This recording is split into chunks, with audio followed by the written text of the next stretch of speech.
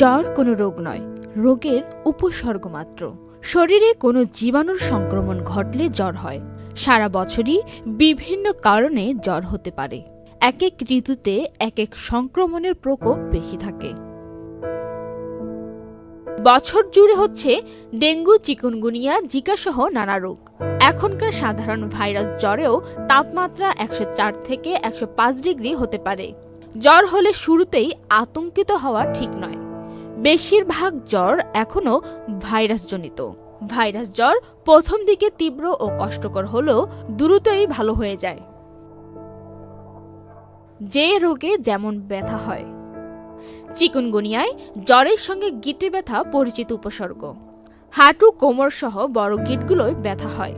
এমন সংক্রমণে জ্বরের চেয়ে ব্যথার কষ্টই বেশি হয়। অনেকে ব্যথার চোটে হাঁটতে পারে না, বাঁকা হয়ে হাঁটেন। শরীরের ব্যথা 3 থেকে 4 সপ্তাহ থাকতে পারে বা এর বেশি দিনও থাকতে পারে। ডেঙ্গুতে কিন্তু গিঁটে ব্যথা হয় না, তবে সারা শরীরে ব্যথা হয়। ডেঙ্গুতে মেরুদণ্ড ও কোমরেও খুব ব্যথা হয়। এজন্য ডেঙ্গুকে ব্যাকবোন ফিভারও বলা হয়। সাধারণত ডেঙ্গু 7 থেকে 8 দিন পর ভালো হয়ে যায়। জ্বরের সঙ্গে ব্যথাও চলে যায়। এই সময় রোগীদের যা করণীয়: ভাইরাস সংক্রমণ থেকে সেরে উঠতে সঠিক খাদ্যাভ্যাস ও পর্যাপ্ত ঘুমের প্রয়োজন। একজন প্রাপ্তবয়স্ক মানুষের সারাদিনে 7 থেকে 9 ঘন্টা ঘুমের প্রয়োজন।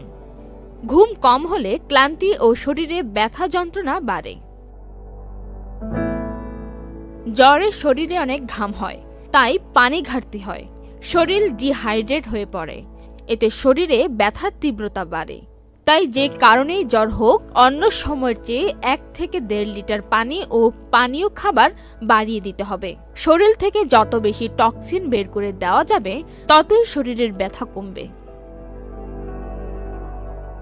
ব্যথার তীব্রতা বেশি হলে প্যারাসিটামল ট্যাবলেট খাওয়া যেতে পারে। অত্যাধিক ও একনাগাড়ে ব্যথা যন্ত্রণা হতে থাকলে অবশ্যই চিকিৎসকের পরামর্শ নিতে হবে।